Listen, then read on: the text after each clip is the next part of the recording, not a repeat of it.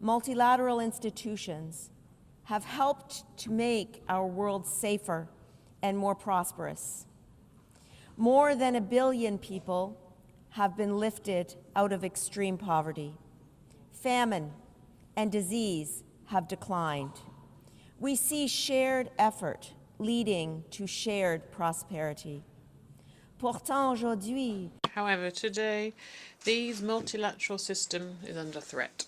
Some countries are turning more inward, looking at protectionism and unilateralism rather than multilateralism. Around the world, the geopolitical landscape is unstable.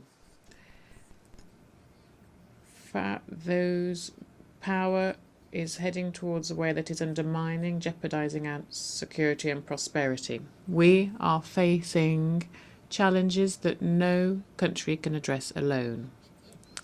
Allow me to start with Canada itself, because the strength that we have abroad is based on resilience at home. Proudly bilingual, resilient, dynamic democracy spanning 3 oceans, blessed with natural resources, and above all, defined by the ingenuity of our people. Our scientists are leaders in artificial intelligence and clean technology.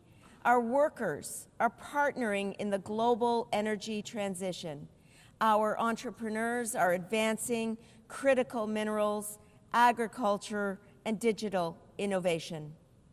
Canada is home to Indigenous peoples and to immigrants from every corner of the globe. Let me say a few words about Indigenous peoples on the eve of Canada's National Day for Truth and Reconciliation. The voices of Indigenous peoples enrich our democracy at home and diplomacy abroad. Their leadership has laid the foundations for the path followed by Canada and is strengthening our place in the world. Canada has for a long time been advocating for cooperation, diplomacy and international law.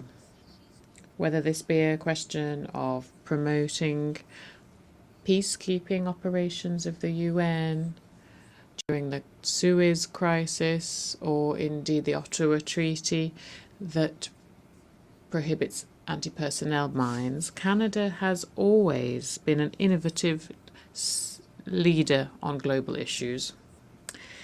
This is something that still guides us. Not shrink from global challenge. Canada does not retreat from duty. Canada does not walk away from building and strengthening peace. Even as the world changes, Canada remains a stable and reliable partner, both in business and collective security. At its core, our foreign policy rests on 3 pillars. First, defense and security, keeping Canadians safe, strengthening our sovereignty, being good allies and partners in NATO and NORAD. Second, economic resilience, diversifying trade, strengthening supply chains, being an attractive destination for capital, and an entrusted trading partner while advancing rules-based trade. And third, core values, promoting democracy and pluralism, balancing and maintaining human rights, fostering gender equality, protecting our environment, and working with Indigenous partners on sustainable development and prosperity while safeguarding our environment. But we face a changed reality. Rising unilateralism and protectionism weaken multilateral institutions and the rule of law, the very bedrock of the post-war order. À eux seuls. In 2024 alone, 300 million people needed humanitarian assistance. 120 million were displaced. More than 40 million were refugees. Conflicts cost $14 trillion a year for the global economy. And each of these figures is not simply a statistic, but it's a child, a family, a community. Each and every one of them are just proof of why we must respect together the UN Charter, the Geneva Conventions, the Refugee Conventions, and Human Rights Conventions. These stark realities, retreat is not an option. Canada will not turn inward. Canada will work to reform and strengthen multilateral institutions such as the United Nations so that they are more resilient and more effective in meeting the challenges of today and tomorrow. Canada is an Arctic nation. In the Arctic, a critical part of Canada and the world, climate change and new geopolitical pressures create both risks and responsibilities. Canada will safeguard its sovereignty, modernize NORAD with the United States, bolster NATO with fellow members, and work with Indigenous peoples to ensure that the Arctic remains a region of peace, cooperation, and sustainable development. The challenges to security are not confined to our own borders. Russia's 2022 illegal full-scale invasion of Ukraine stands as a grave breach of the UN Charter. Russia's aggression, attacks on civilians, and abduction of children are flagrant violations of international law. Putin believed Ukraine would fall in 3 days. 3.5 years later, Ukraine still stands, its sovereignty intact, its people unbowed, its courage unbroken. Canada's position is clear. Putin cannot be permitted to redraw boundaries at his will. Might does not make right. Ukraine is not backing down, nor will its friends, including Canada.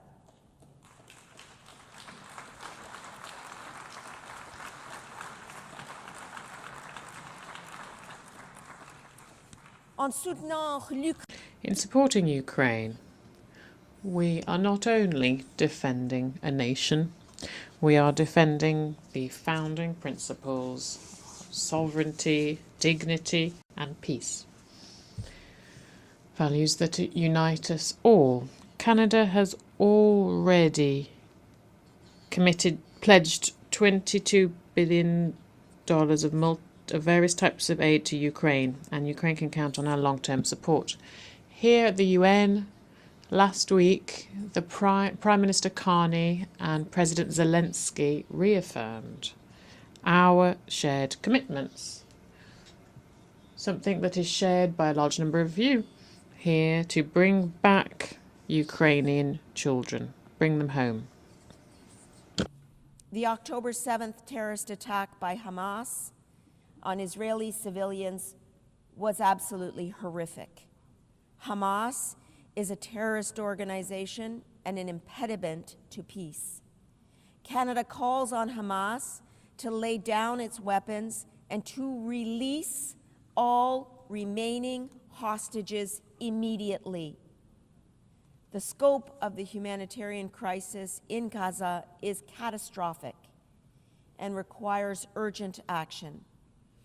Canada has committed over $340 million in humanitarian aid, and our Canadian Armed Forces have participated in airdrops. We call on Israel to help protect the civilian population in Gaza, to open land corridors for unimpeded access of humanitarian aid at scale, and to ensure that healthcare facilities are fully protected. The two-state solution is eroding, as is evident in Israel's illegal expansion of West Bank settlements. Canada's recognition of Palestine last week reflects long-standing Canadian policy based on the right of the Palestinian people to self-determination and our commitment to a two-state solution, a future where Israelis and Palestinians live side by side in peace and security. We support partners in the region who continue their efforts to reach a ceasefire as soon as possible and to contribute to the political processes that must follow. Canada will participate in these processes in every way that we can. We are committed to efforts to strengthen the capacity of the Palestinian Authority, working collaboratively with partners in the region. On Haiti, In Haiti, violence is destroying lives and undermining stability. Canada supports the efforts made at the UN Security Council to create a new mission to tackle violence, put a stop to gang violence, and re-establish governance and open the way for stable democracy and a greater level of regional security.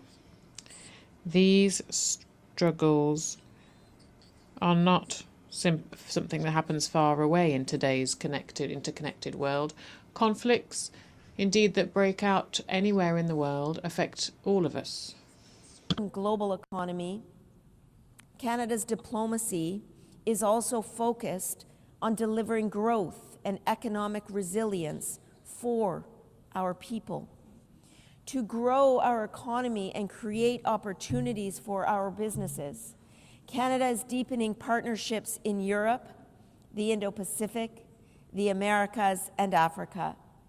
Recent progress includes a strategic defense partnership with the European Union, the Canada-Indonesia Comprehensive Economic Partnership Agreement, signed just last week, expanded agreements with Mexico, and continued leadership through key trade agreements such as the CPTPP and CETA. These are not just trade agreements. These are bridges of resilience, engines of prosperity, and commitments to the rules-based system that benefits us all. Through multilateralism, we can build an inclusive and sustainable global economy. And when multilateral institutions are under threat, Canada will not turn inward. We will lock arms with our partners to strengthen institutions, building their legitimacy and their efficacy to meet the challenges of today and tomorrow. We are determined to forge new economic partnerships and leverage our competitive advantages in areas of economic strength. Canada will ensure that we utilize our diplomatic efforts abroad to the benefit of domestic interests as well. Alors que nous... At a time when we're all looking to strengthen resilience, security, and economic growth of our peoples, we cannot renounce or give up on our multilateral institutions and processes. Multilateralism remains our best hope to address global challenges. Rather than rejecting international norms, we should instead strengthen multilateralism by reforming its international institutions. This is the only way that international institutions will be able to address the challenges that we are all facing, while all the while providing results for our nations and peoples. Have an opportunity to act with pragmatism and flexibility in our efforts to deal with collective challenges. That is good advice for all of us in our chamber here today. We need to bring together the representatives of those countries and entities that are both relevant to and affected by the crises at hand. As we have seen with the Coalition of the Willing for Ukraine, these efforts in support of the UN Charter need to become the new norm so that we can move forward on urgent challenges at scale and at speed. A generation of Canadians, including Canada's fierce and inspiring ambassador to the United Nations, Bob Rae, who has provided a lifetime of dedicated service to our country, helped to build these multilateral institutions. And I pay tribute to Bob for his lifetime of dedicated service to our country. Our goal will always be to prevent and to resolve international conflicts while modernizing global institutions so that they can meet the challenges of the future. To close, Canada is committed to leaving future generations not only a safer, more prosperous, more inclusive, and more peaceful world, but also a more sustainable one. Canada will be defined not by the strength of our values, but by the value of our strength. We know that no country can meet today's challenges alone. As former UN Secretary General Kofi Anand once said, in an era of global challenges, the world needs multilateralism now more than ever. No nation can solve its problems alone. This is the spirit of Canada, and Canadians are rising to the challenge. We will work toward a world where prosperity is shared, security is collective, and peace is lasting. This is Canada's pledge in this era of geopolitical challenge and change. Thank you. Merci beaucoup. Miigwech.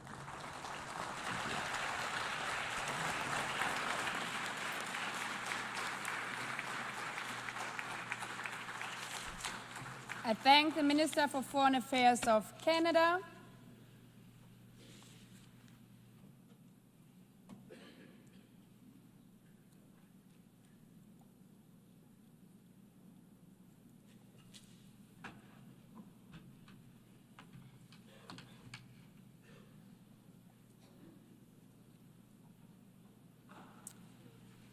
I now give the floor to His Excellency